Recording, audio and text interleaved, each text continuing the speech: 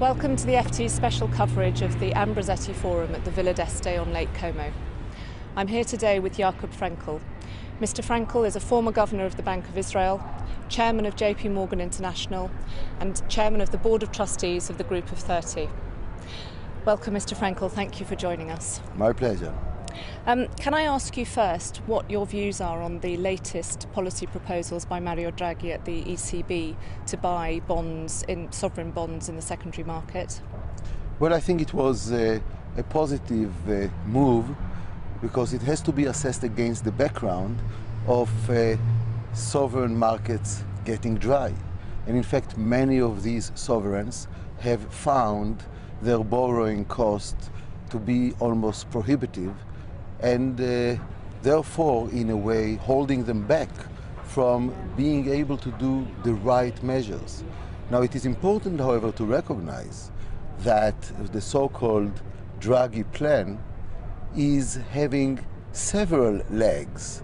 One leg is they will buy bonds and thereby provide financing to governments. But second leg, which is at least as important, is not every government can get it. They have to agree on a program. They need to agree on a program that is being monitored and implemented. So by and large, the idea is that these countries will not just finance their spending, but rather use the time to adjust their economies so that by the end of the journey, they will be able to stand on their own feet without having to rely on the European Central Bank's lending. Part of the problem, though, seems to be that some Eurozone countries regard asking for assistance in this way as a stigma. Do you think that's warranted?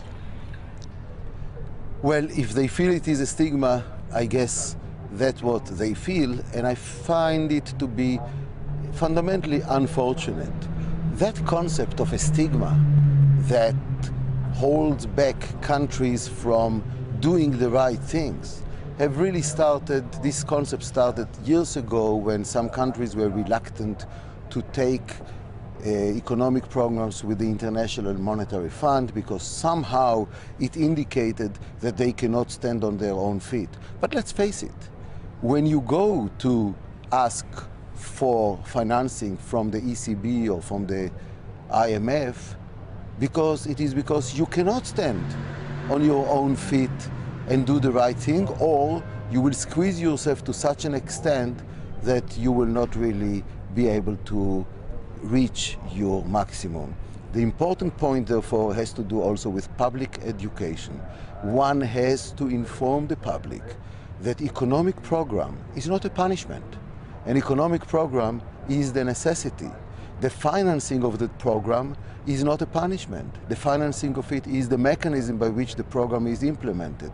And governments that find it useful to support their necessary program through borrowing should be provided with the opportunity to do it and should not be held back by the so-called stigma, because at the end of the day, they will be judged by the outcomes, not by the fact that they took some assistance from an international body. And the outcome will be the resumption of economic growth, the reduction of unemployment, the improvement of the standard of living, and who cares and who will remember that it all started through going to the ECB or through the IMF. There has nevertheless been widespread agreement here at Ambrosetti that whilst the latest Draghi plan is all well and good, but it's not sufficient.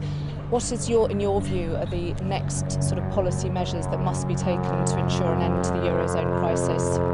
Well, it's definitely not sufficient, nor is it being sold as the solution to the Eurozone crisis.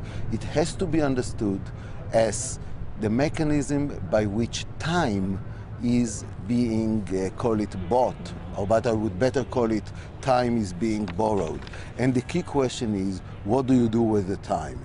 If you don't do with the time what you need to do, you end up having larger debt and you did not make any progress.